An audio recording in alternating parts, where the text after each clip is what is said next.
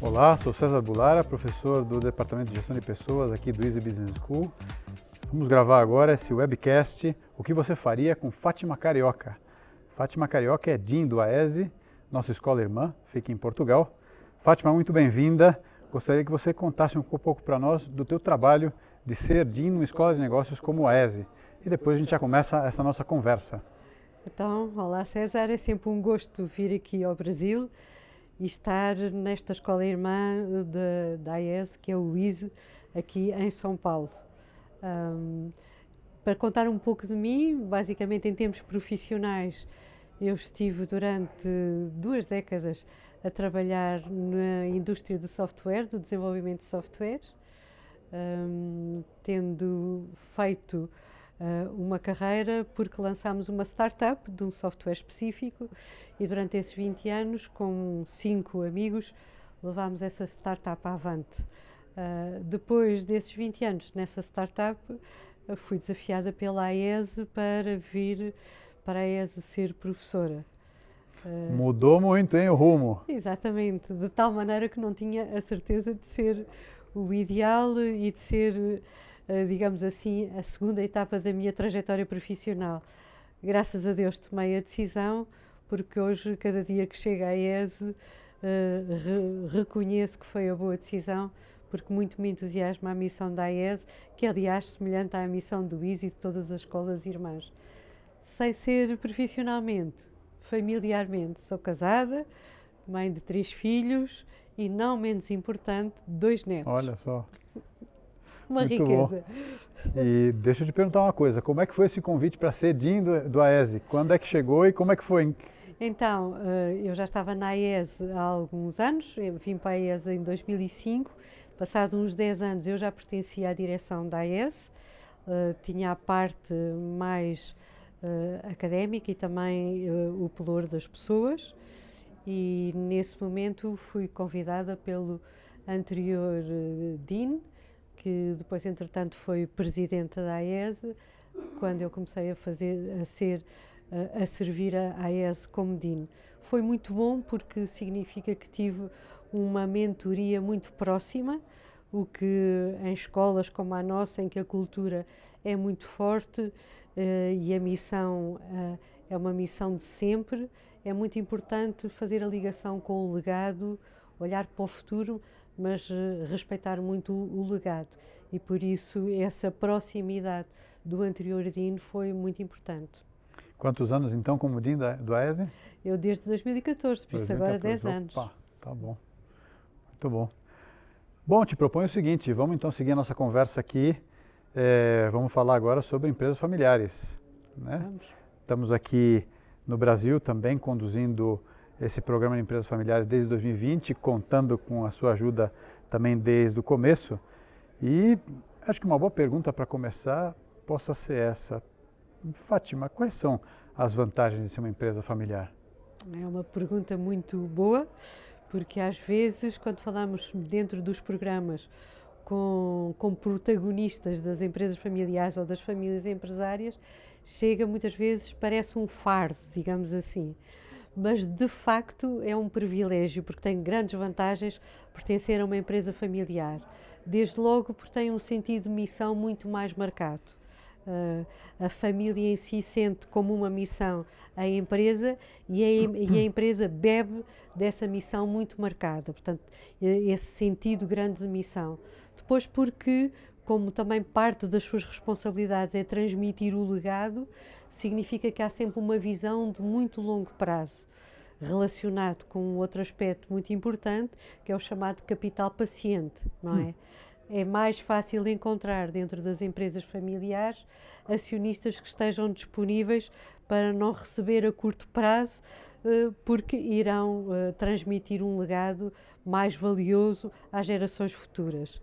Depois também o outro capital, que é o capital de confiança. Uma empresa familiar habitualmente tem a sua base, o seu pilar num sobrenome, numa família. E por isso ser reconhecido desde logo pela comunidade é uma credibilidade acrescida quando algum dos elementos da família ou da empresa familiar se lança numa aventura empresarial. Finalmente, acho que também é muito positivo porque há uma linha clara de valores. E essa linha clara de valores vem habitualmente do lado da família. E vindo do lado da família significa que há uma probabilidade muito maior de uma maior humanização em termos da empresa, da centricidade da pessoa humana. Isto são tudo vantagens. Falando sobre esse aspecto da humanização, né, isso também tem sido uma experiência aqui da escola, nesses 5 anos, que me leva a concluir o seguinte: puxa vida, em igualdade de condições, né, uma empresa familiar e uma não familiar, me parece que talvez a gente possa arriscar, justamente por esse aspecto da humanização da empresa, que ela tem aspectos onde ela é imbatível. Você concorda com isso? É interessante porque dou-te como exemplo um estudo feito pelo IES, pela Cátedra de Empresas Familiares do IES, há anos atrás, não muitos, já depois da pandemia, em que focava exatamente esse aspecto. O que é que as empresas familiares tinham em termos de valores diferentes das empresas não familiares. E é muito curioso porque, sendo boas empresas, todas as boas empresas têm valores comuns, como a integridade, etc., essa excelência profissional, etc., uma certa relação de respeito para com a concorrência. Comprometimento. Exatamente, tudo isso. Mas depois havia um conjunto de valores que apareciam dentro das empresas familiares que não encontramos explícitos nas empresas não familiares. Logo, em primeiro lugar, temos a generosidade. E a generosidade advém do sentido de missão da própria empresa familiar, que sabe que tem responsabilidades, seja responsabilidades enquanto ser uma boa empresa, mas também responsabilidades sociais, desde logo com a comunidade onde está enraizada, certo? Depois vem a humildade. Uma empresa familiar sabe que dependem todos muito uns dos outros, como numa família, e também sabe que para ter chegado ao ponto onde chegou, houve um fundador, houve quem transmitisse o legado e por isso não parte do zero, depende de uns e tem a responsabilidade de passar a outros. Portanto, essa humildade de saber quem é que eu sou e qual é o lugar que eu ocupo é fantástico, mesmo quando nós fazemos aqueles exercícios estratégicos de dizer onde é que a minha empresa está, como é que está posicionada e como é que eu vejo a concorrência. Portanto, essa humildade é uma grande vantagem competitiva. E, em terceiro lugar, é o espírito de serviço.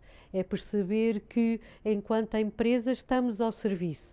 Desde logo estamos ao serviço da família, por ser uma empresa familiar, também ao serviço da comunidade onde convivemos, onde estamos presentes, mas, sobretudo, ao serviço da sociedade, dos clientes e de todos os chamados stakeholders. Interessante, você me falando sobre essas qualidades, essas virtudes, né, também me faz refletir um pouco sobre a questão das relações humanas, né? A gente falou da humanização, relações humanas, e falando sobre generosidade, né, diria, a gente pratica a generosidade também, é mais fácil, vamos dizer, quando a gente tem um certo conhecimento da outra parte. Isso significa também, de certo modo, saber algo da intimidade dessa pessoa, e são aspectos que a gente talvez percebe que numa empresa familiar eles estão mais presentes, né? Porque muitas vezes o fundador ainda é vivo, ou então aquela segunda, essa terceira geração também circula pela empresa de algum modo, se não gerindo, talvez, né, participando do governo, e esse conhecimento, né, pessoal sempre facilita muito, né, faz com que, de certo modo, a impessoalidade não tenha muito lugar. É verdade, sendo que por vezes também acaba por ser um fomentador de algum conflito interno à própria família e à própria empresa, dentro da própria empresa familiar. Não há dúvida que o grau de conhecimento em termos relacionais, eu se falar numa empresa familiar, nunca é anónima. O dinheiro tem nome, o dinheiro tem cara, o dinheiro nós sabemos quem é que é. Portanto, Estamos a falar de situações completamente diferentes e em termos de relações humanas muito mais profundas. E sendo muito mais profundas significa que também são muito mais estáveis e sustentáveis. Contudo, e acho que isso é provavelmente uma das armadilhas das empresas familiares, é importante pensar que, embora as relações sejam humanas, devem ser também com as instituições. Porquê? Porque as pessoas passam. O próprio fundador terá o seu tempo de vida, não é? E a geração seguinte o mesmo, e a geração seguinte o mesmo. De forma que as pessoas podem passar, mas as instituições não passam. E por isso tudo aquilo que é em termos de empresa familiar e em termos de família empresária, nós pudermos trabalhar no sentido de institucionalizar aquilo que de bom nós temos, aquilo que nós queremos transmitir para as próximas gerações, é um grande valor acrescentado em termos não apenas da longevidade das empresas e das famílias, mas sobretudo da própria convivência em termos de identidade, em termos do que é que significa o sobrenome, o que é que significa a marca da empresa, o que é que significa eu ser parte desta comunidade que é a empresa familiar. Puxa, muito interessante, Fátima, você falava da institucionalização, né? Não sei se essa pergunta reflete exatamente aquilo que eu gostaria de saber sobre esse tema e também as pessoas que estão nos escutando aqui. Qual que é o principal obstáculo para essa institucionalização das empresas familiares? Você teria algo assim para colocar como o principal obstáculo ou seriam várias coisas que você poderia acrescentar? Eu penso que são, de uma forma muito básica, eu diria que são os mitos relacionados com as empresas familiares. Um deles é o do ADN, é sentir que connosco isto nunca se vai passar. Ouvimos imensos casos de famílias que se acabam por criar os seus desaguisados na altura em que há uma mudança de geração, em que há uma transição do negócio, em que acontece qualquer coisa na família, há o nascimento do primeiro neto e a gente começa a pensar, então isto tem de perdurar até mais alguma geração, etc. E achamos sempre que estes problemas de conflitos só se passam com os outros e, portanto, para nós não se irá passar. Isso por um lado. E por outro lado, porque estes exercícios de institucionalização mexem profundamente com as crenças que cada um tem. E embora sejamos todos a mesma família e tendamos todos a estar unidos numa mesma missão e no mesmo querer bem levar a empresa familiar, isso não significa que sejamos todos iguais, não é? E que queiramos todos da empresa o mesmo, que esperemos todos da empresa o mesmo, e por isso, como vai mexer profundamente nas crenças profundas de cada um dos protagonistas, e quando falo de protagonistas, são protagonistas que são os acionistas, os familiares acionistas, mas também são os familiares não acionistas. Todos são colocados, digamos assim, perante o tema de o que é que pretendem, o que é que sonham para a empresa, o que é que gostariam, etc. E isso às vezes, pode haver famílias que pensem é melhor não mexer para que a paz se mantenha. Mas às vezes pode ser uma paz podre, não é? Muito bom. Vamos falar sobre o protocolo familiar? Vamos, porque esse é um dos pacificadores, não é? Opa! Isso. Então, aqui uma pergunta já mais estruturada, né, que nos ajuda. Por que um protocolo familiar seria importante para uma família empresária? Então, como eu dizia, o protocolo, eu vejo o protocolo familiar sobretudo como um pacificador da convivência.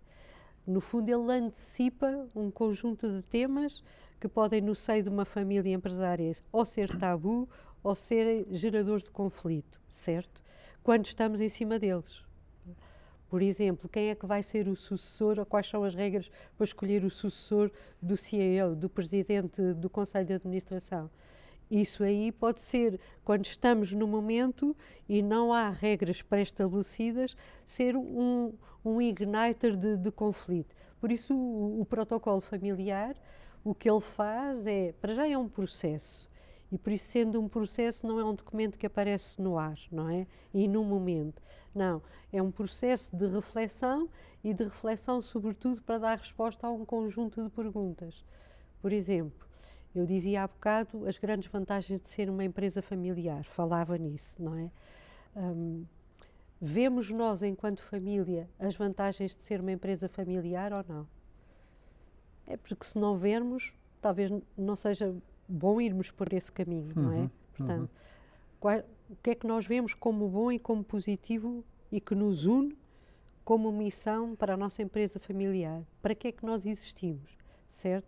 Onde é que nós queremos estar daqui a um conjunto de anos? Que tipo de empresa familiar queremos ser? Queremos ser uma empresa familiar em que todos possamos ter trabalho? Queremos ser uma empresa familiar que dirigimos em termos da equipa de gestão, mas não admitimos outro tipo de trabalhos para os nossos familiares? Queremos ser uma empresa que apenas nós controlamos, gerimos, orientamos, governamos a partir da propriedade e, portanto, no Conselho de Administração como conselheiros, mas não nos metemos na gestão e na direção da empresa? Ou queremos ser pura e simplesmente uma empresa de investimento, muitas vezes até entregue a especialistas e da qual nós buscamos um rendimento e ponto final? Portanto, tudo isso há que ser equacionado, certo? Uma pergunta nessa linha. Em Portugal existe um tipo de empresa familiar que é mais característica? Você citava, né, de governo, de direção, de investimento. Existe algum dado a respeito disso em Portugal? Eu diria que a maior parte das empresas familiares admite ser uma empresa onde as pessoas podem trabalhar também. Habitualmente trabalham na gestão, não trabalham noutro tipo. Portanto, empresa de direção familiar. Sim, e governo embora também. o processo para chegar à direção possa passar por trabalharem, por exemplo, rotativamente nos vários departamentos, nas várias direções, nas várias unidades de negócio dos próprios grupos empresariais.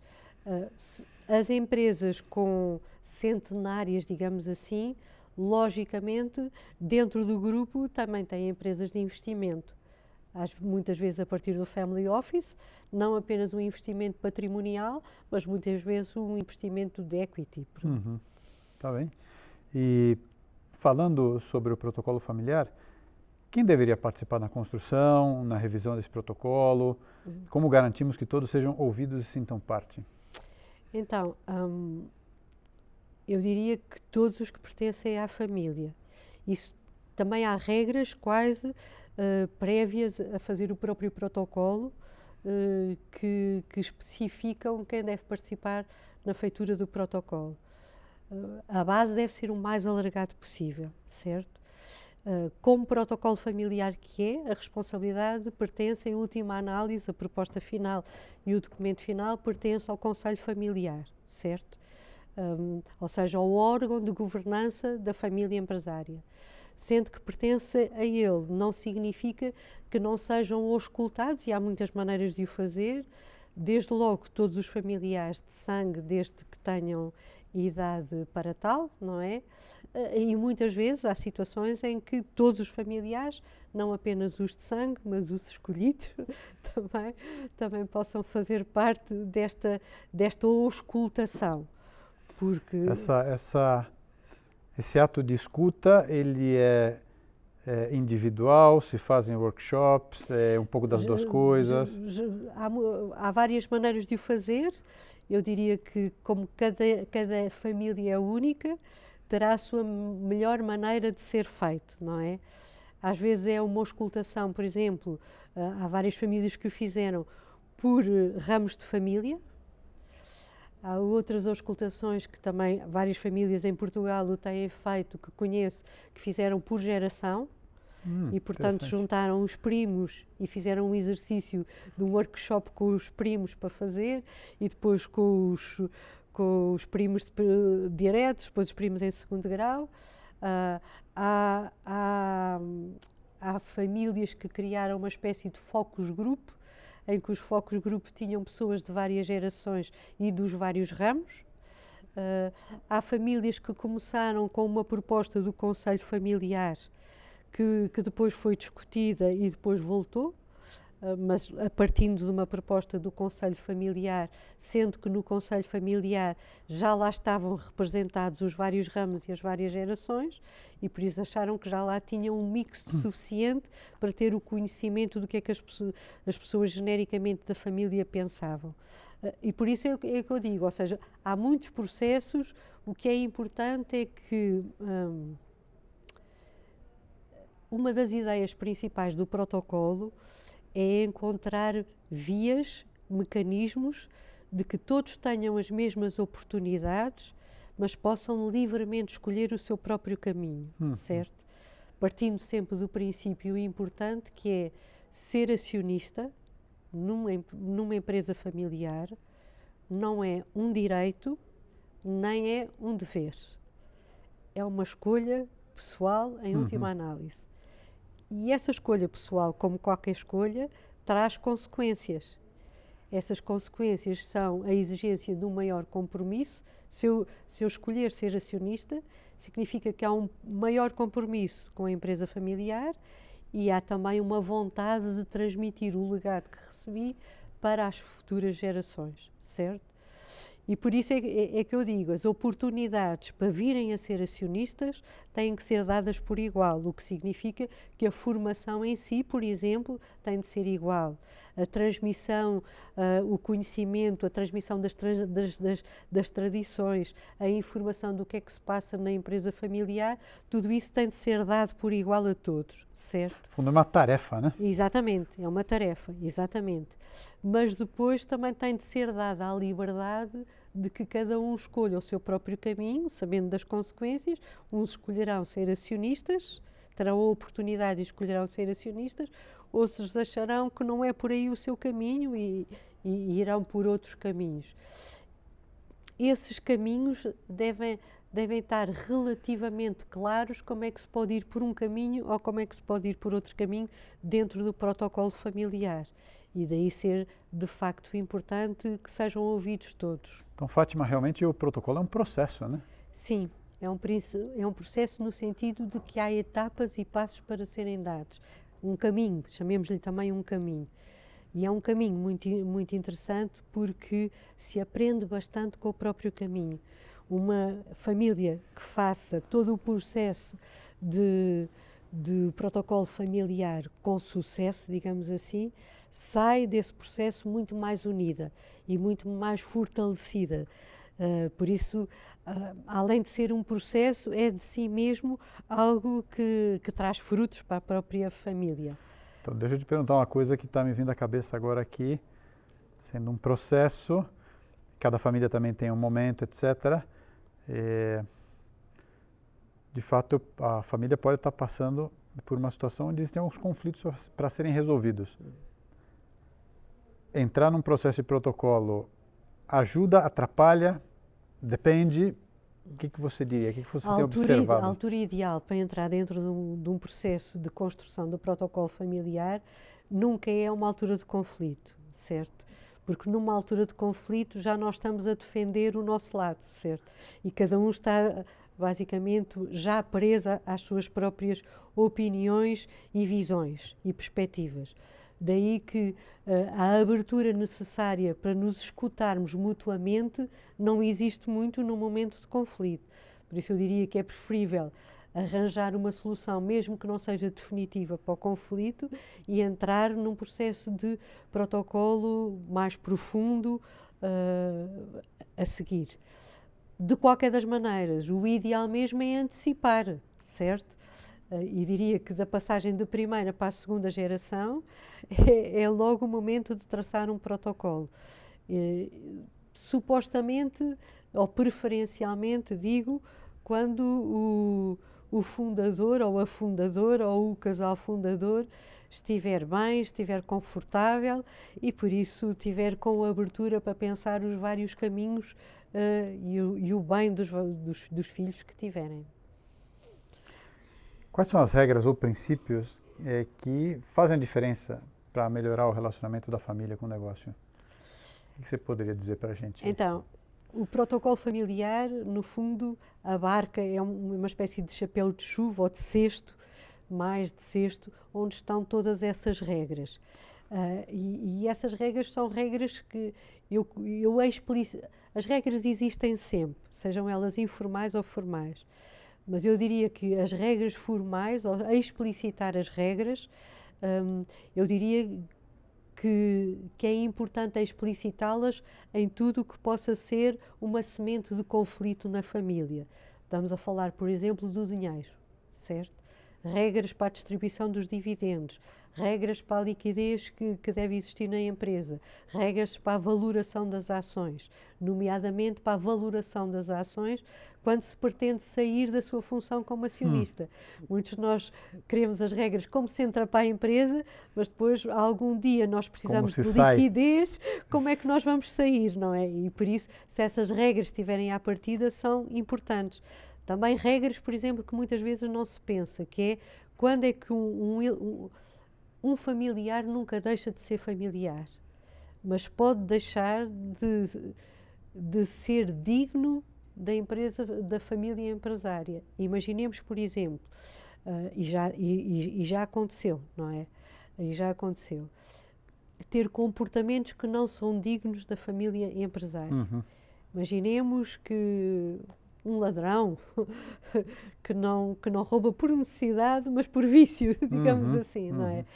E eventualmente tem essa carga moral em cima de haver um conjunto de comportamentos que são os comportamentos desejáveis, e por isso haver uma regra que estabelece que quando aqueles valores não são bem vividos ou partilhados e ferem gravemente a honra da própria família, então qual é a consequência disso? Também é importante. Regras, por exemplo, também, como é que eu posso aceder a vir a trabalhar na empresa familiar? Quais são os pré-requisitos? Basta-me ter um perfil semelhante ao outro? Preciso ter algo mais? O que é que é necessário? Regras, por exemplo, como é que eu posso garantir, dentro dos vários ramos da empresa familiar, que todos têm oportunidade ao mesmo tipo de formação, certo? Ao mesmo tipo de qualidade de vida.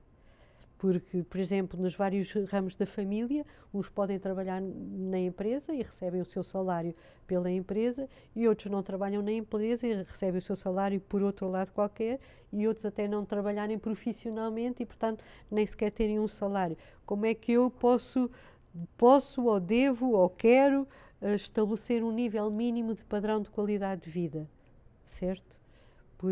Estou a dizer temas que, como vês, César, são sempre temas que podem, se não estiverem claros, transparentes, explicitados, gerar alguns conflitos entre as empresas, entre os ramos familiares. E isso também tem a ver com, novamente, o momento, a situação da família, não é? Porque se a gente faz uma comparação, o protocolo como se fosse uma espécie de constituição, eu preciso atualizar alguns combinados, eu preciso entender de fato o que começa a ser mais relevante num determinado momento para a família, para poder também fazer alguns ajustes, né? Com que frequência, o que você diz a respeito disso? Eu diria que todas as transições entre gerações deviam revisitar o protocolo familiar. No mínimo, pode haver outras situações que seja necessário revisitar o protocolo familiar, mas no mínimo, quando há uma mudança de geração à frente da empresa familiar e provavelmente à frente do conselho familiar, deveria ser revisitado o protocolo, porque o protocolo, como dizia de início, deve ser um pouco quase o que é que eu quero deixar em termos de regras explícitas, pacificadoras da convivência à geração seguinte, certo? E por isso todos nós vamos aprendendo ao longo da vida, e as famílias também. A geração aprende com a outra geração, que aprende com a outra geração. E por isso revisitar, para dizer se ainda continuam a fazer sentido as mesmas regras, certo? É provável que, imagina, com 3 filhos, ainda posso dizer que, se todos eles quiserem, podem trabalhar na empresa, certo? Com 20 e tal netos, já deve ser difícil, certo? E se chegarmos à quarta ou quinta geração, as regras já não podem ser as mesmas. Portanto, mas principalmente, portanto, isso é uma questão de praticidade, ou seja, não é prático manter as mesmas regras, não tem sentido, não é adequado. Mas eu iria mais longe e diria que é nossa responsabilidade, a geração que está a encabeçar, digamos assim, a empresa familiar e a família empresária, revisitar o protocolo para partilhar com a geração seguinte quais são as boas regras que eu penso que mantêm a família unida e que é o principal objetivo. E o ideal, lógico, também é que esse protocolo, quer dizer, a feitura do protocolo também seja conduzido por um profissional também que Sim. tenha experiência na Sim. condução desses temas, né? Sim, sem dúvida. Uma sem pessoa dúvida. neutra, vamos dizer, Exatamente. nesse sentido, né? Mas disseste-o bem, ser conduzida quase como aquele processo de coaching, tem de ser uma pessoa que seja um profissional especialista na própria matéria, não é?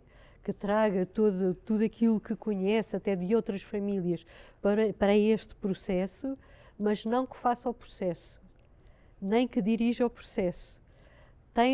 É um processo que tem de ser vivido pela própria família, certo? Sem contar com a boa vontade de cada um. E por né? isso eu acho que a arte ou a sabedoria dessa pessoa externa é saber fazer as perguntas certas às pessoas certas. E aí as pessoas, como tu sabes, nós discutimos o método do caso e o método do caso também é assim, certo? É fazermos as perguntas que fazem as pessoas pensar e que fazem as pessoas elas próprias fazer o caminho, certo? Porque quando chegarem a um documento final, que é o protocolo familiar, têm de o sentir como seu. Não têm que se sentir empurrados para aquele protocolo familiar. Têm de se sentir como uma construção sua, onde se revêem.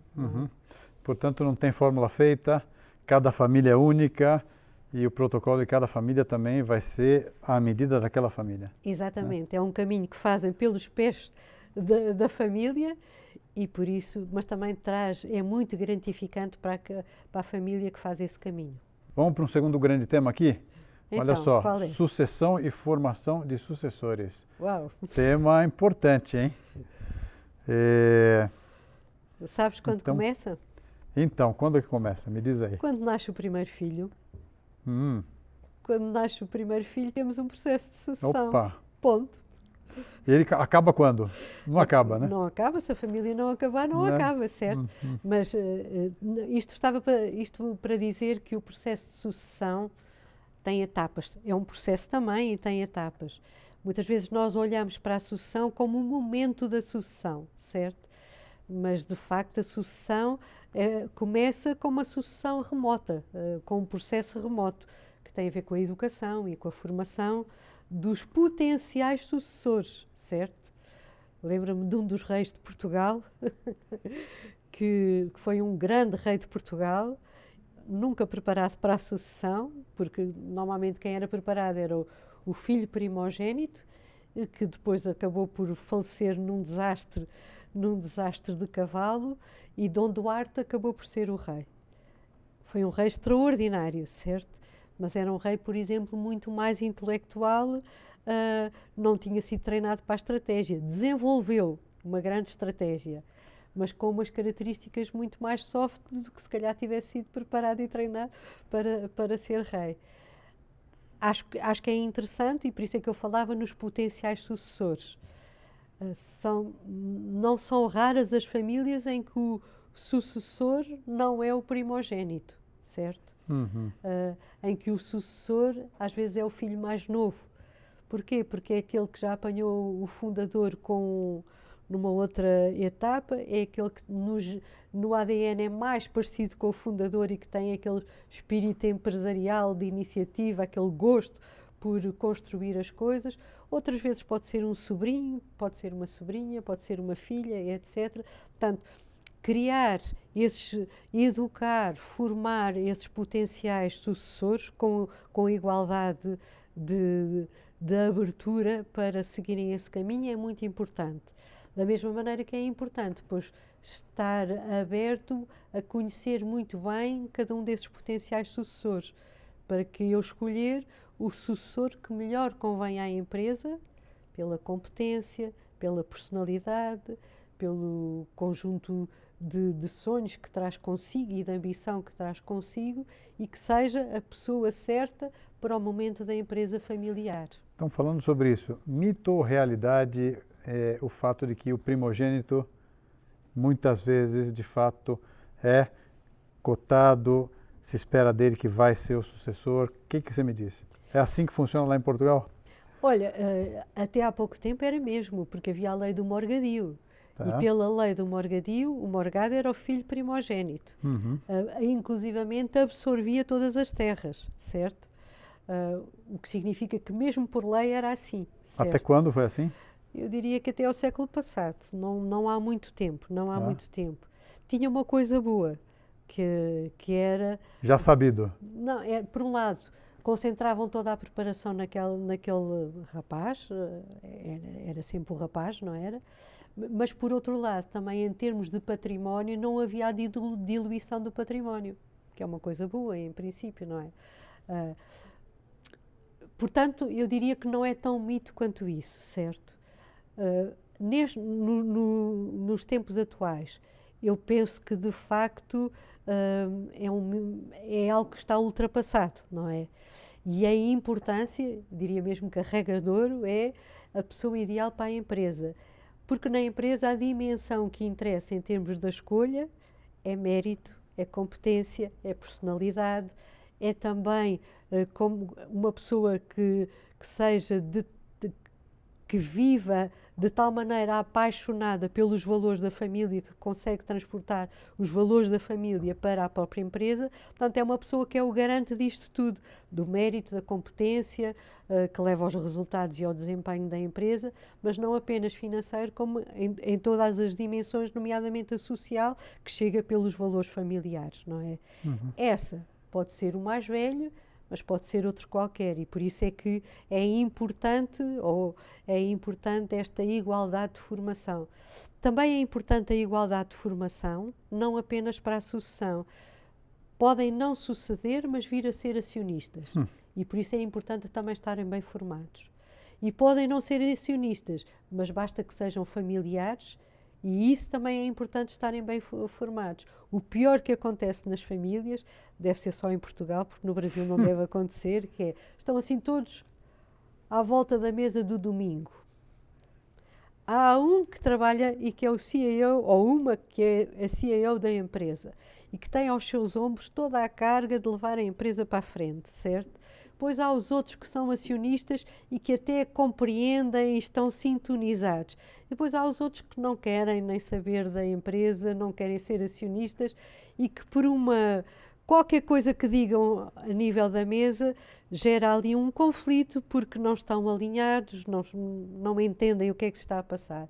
Por isso, em termos de formação e de transmissão da informação, é muito importante que chegue a todos por igual e que todos estejam formados para perceber os temas. Então, falando especificamente agora sobre formação, essas experiências que acho que são importantes, né, para cada membro da família, essas vivências, o que você diria, né, a respeito disso? Quais seriam? Pode citar alguns exemplos? Né? Eu penso que utilizar estas duas expressões fundamentais. Uma delas é formação e as outras são vivências experienciais. E formação e vivências experienciais dentro de que âmbitos? Um dos principais e talvez o mais difícil de manter geração após geração bem vivo é o espírito empresarial que deu origem à empresa familiar, aquele espírito fundacional, certo? De criar uma coisa de novo, certo? Mais uma vez eu diria que isso deve ser inculcado desde muito novos, desde tenra idade, seja como projetos que sejam projetos sociais, e até convém que seja como projetos sociais, porque desenvolve não apenas o espírito empresarial, como o espírito de serviço aos outros e de ter sensibilidade às necessidades dos outros, certo? Mas depois também as experiências que têm a ver com rotatividade, por exemplo, em alguns lugares da empresa, conhecerem bem a empresa, porque nós só amamos aquilo que conhecemos. E por isso, para eu desenvolver a vontade e a ambição e o sonho de vir trabalhar para a empresa, tenho que a conhecer, desde logo. E por isso tudo aquilo que seja passar pela empresa, serem conhecidos dos trabalhadores da empresa, conviverem nas festas de Natal e nas tradições da empresa, tudo isso é extremamente bom, e estou a falar de idades muito jovens, não é?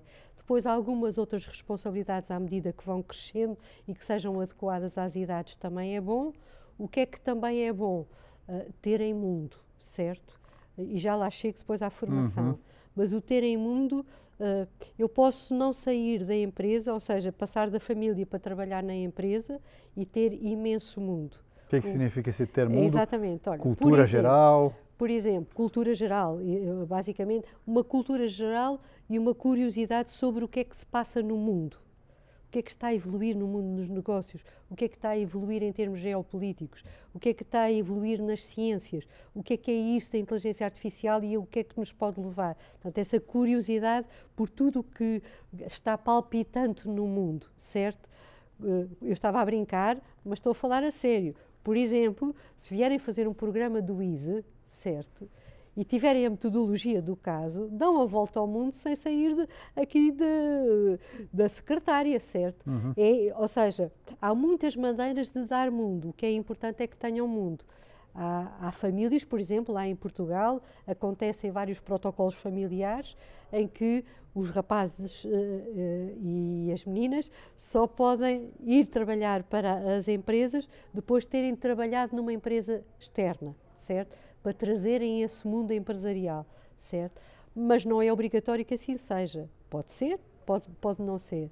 Em termos de formação, eu diria que há formações em termos de conhecimento, há formações em termos de competências, mas a base de tudo é que seja bem formado, ou seja, que reconheça um padrão de valores e que viva, ou pelo menos tente viver esse padrão de valores.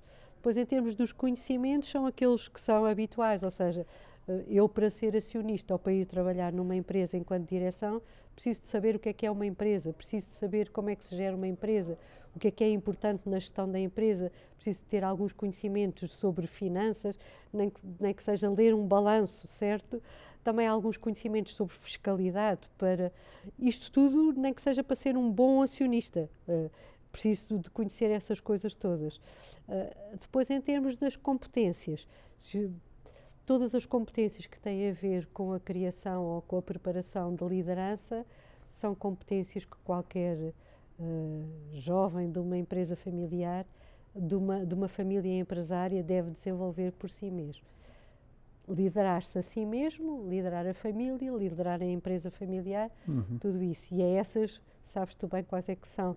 São aquelas que têm a ver com o negócio, mas principalmente com o relacionamento interpessoal e com a autoliderança, não é? Que no fundo também, pegando esse ponto que você está dizendo, a gente sempre fala de aspectos que têm a ver com a gestão das emoções também, né? Sim, sim. E quando a gente fala de uma empresa familiar, esse contexto é muito forte. Exatamente. Né? Exatamente. E que a gente não percebe tanto em outras organizações, mas Exatamente. numa empresa familiar, Exatamente. se eu não sou capaz de administrar as minhas próprias emoções, eu não consigo, de fato, fazer um bom trabalho.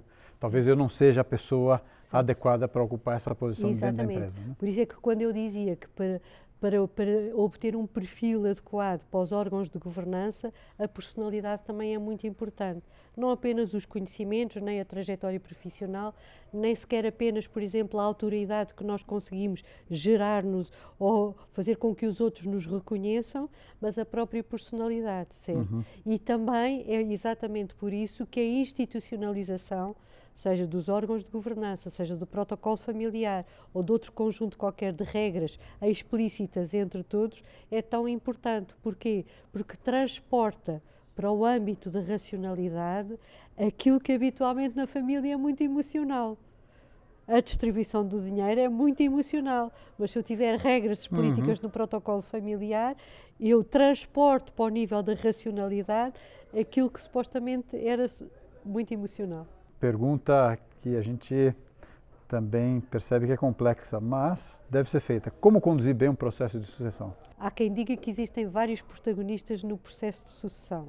Por um lado, o sucessor, ou os potenciais sucessores, e eu acredito que começa muito cedo esse processo de sucessão, não é? E o sucessor tem um movimento de adesão Conheço um caso, por exemplo, lá em Portugal, de uma empresa muito grande, inclusivamente está aqui, é conhecida aqui no Brasil, só não digo qual é que é porque não tenho autorização para o dizer, mas é muito conhecida, tem várias, e então toda a família via quem é que era o sucessor, mas o sucessor não queria ser o sucessor. E por isso tentava que fosse um, ou que fosse outro, ou que fosse outro, até finalmente aceitar que ele deveria ser o sucessor, e está a ser um sucessor extraordinário, levou a empresa para um nível mundial fantástico, etc, etc. Mas pronto, é como digo, ou seja, foi um momento em que ele decidiu por ele aceitar tudo isso. Portanto, esse é o sucessor. Não menos importante é o predecessor, ou seja, aquele que vai deixar de ser sucessor, certo? Porque muitos sucessores se prepararam para ser sucessores. Veja-se o caso da Rainha de Inglaterra e com que idade o Carlos foi rei, Sim. certo? Por isso se prepararam toda a vida para ser sucessores e às vezes nem chegam a ser. Nós vemos várias empresas familiares que passam da primeira geração, por exemplo, para a terceira geração, certo? E isso acontece com relativa frequência. E houve sucessores que pelo meio foram preparados e nunca chegaram a ser sucessores. Portanto, que o predecessor tenha essa abertura e essa clarividência para, ainda quando está bem, quando a empresa está bem, quando ele está bem, quando a família está bem, fazer o processo de transição para o sucessor é fantástico.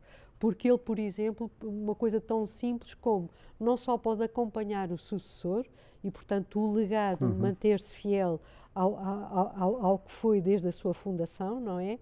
Mas também, por outro lado, ajudar a preparar a empresa para que a empresa reconheça a autoridade do sucessor. Então, estamos falando não só do sucessor, do predecessor, da empresa e da família. E da família. E a família também é muito importante reconhecer no sucessor, estar pacificada e unida entre si em volta do sucessor, quando o sucessor acaba por assumir a liderança da empresa familiar. Então, Fátima, nesse ângulo aí que você apontou da escolha do sucessor, né, também uma reflexão.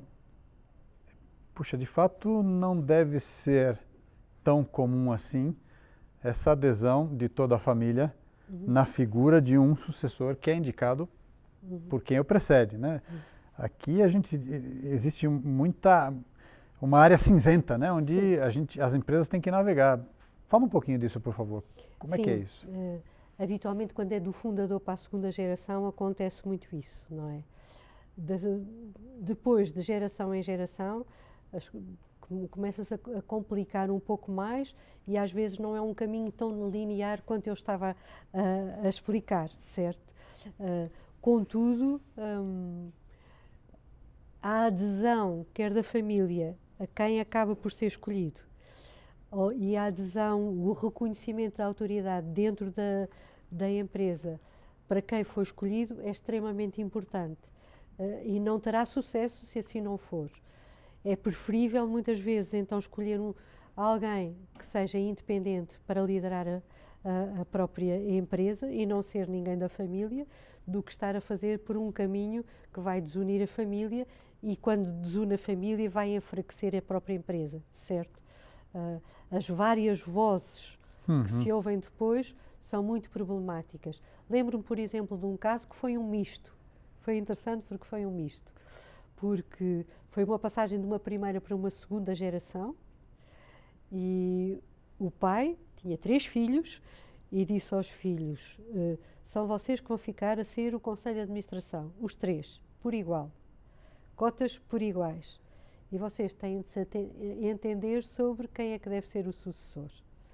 Não foi difícil, porque havia um que era mais líder do que os outros, mas foram eles que escolheram entre eles, dialogaram, conversaram e foram dizer ao pai. E o pai aceitou, claro. E com certeza que também se davam bem os 3. Sim. Tinha um bom relacionamento ali, né? Mas era um primeiro teste, porque se não se dessem bem, também a empresa não ia para a frente. E se calhar o pai tinha que tomar uma outra atitude do que legar aos 3 filhos, certo? Mas é interessante isso.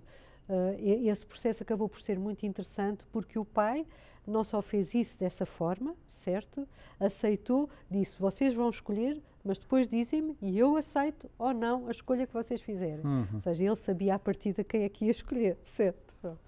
Coincidiu, e por isso foi bom, com certeza coincidiu, porque senão ele não tinha aceito. E o que ele disse de seguida foi também muito interessante, que é, a partir deste momento eu não entro mais na fábrica. E não entrou mais na fábrica. QB, certo? Porque ele não entrou mais na fábrica, mas encontrou um banquinho à porta da fábrica onde se sentava todos os dias. E o mais curioso de tudo é que ele sabia mais do que se passava na fábrica do que os filhos que estavam embrenhados a governar a fábrica. Foi super, é um caso super interessante, é verdade, é verdade. Mas diz muito também da humildade do predecessor, de saber que se quer deixar o legado, tem de o deixar mesmo. E tem de o deixar quando ele está bom, quando o negócio está bom, quando ele está bom e quando quem o suceder também estiver bem. E esse caso é super interessante, porque depois os filhos tentaram fazer o mesmo. Então, como eram 3 filhos, decidiram entre os 3 irmãos que o próximo Conselho de Administração havia de ser constituído por um herdeiro de cada um dos ramos. E assim foi, certo? Os 3 herdeiros, escolhidos cada um deles pelo pai, não é? Constituíram um Conselho de Administração, mais uma vez, porque se davam todos bem e por isso a coisa correu bem. Até se atirarem para um projeto estratégico maior do que o passo que podiam dar. E como foi maior do que o passo que podiam dar, o que é que aconteceu? Os irmãos, nomeadamente o presidente, certo, teve que voltar ao Conselho de Administração para ser o garante credível para o projeto que estavam a dar. Que correu bem, mas foi necessário ele voltar. Por isso é que é tão importante, de facto, este processo ser passado enquanto as pessoas também estão bem, não se sabe. Última pergunta? Sim. Como é que a gente pode avaliar a prontidão do sucessor para, de fato, suceder na posição do seu predecessor? Pois, alguma consideração assim? Olha, Pergunta difícil, mas... Eu quase... há um conjunto de pré-requisitos que é preciso ter, desde o conhecimento, às competências, etc. E isso nota-se porque as competências são pessoais e por isso tanto se notam no seu trabalho profissional, como se notam na família, como se notam na convivência com outras pessoas, certo? Coisas tão simples, por exemplo, ainda no outro dia estava com uma família, certo? Que tem uma empresa familiar e de facto ali a líder é uma rapariga, certo? E são coisas tão simples como, por exemplo, estávamos todos a conversar, alguém deixou cair uma coisa ao chão e ela foi a única que se levantou para apanhar. Onde é que está o espírito de serviço? É logo, a proatividade, é logo, estas coisas todas vêem-se. Mas eu responderia como às vezes me perguntam, às vezes os jovens me perguntam coisas do tipo, como é que eu sei qual é que é a minha mulher ou o meu marido, certo? E eu disse, olha, não sei como é que sabes, mas quando for tu saberás. Por isso é a mesma coisa que eu respondo, eu não sei como é que se sabe, mas quando for, sabe-se que está pronto. Tá bom, muito bom. Tá bom. Olha, Fátima, muito obrigado por essa conversa super rica. Agradeço muito a tua presença aqui conosco. Bom, assim encerramos mais um episódio desse webcast e com certeza voltaremos com mais questões, mais temas adiante. Muito obrigado, fica conosco.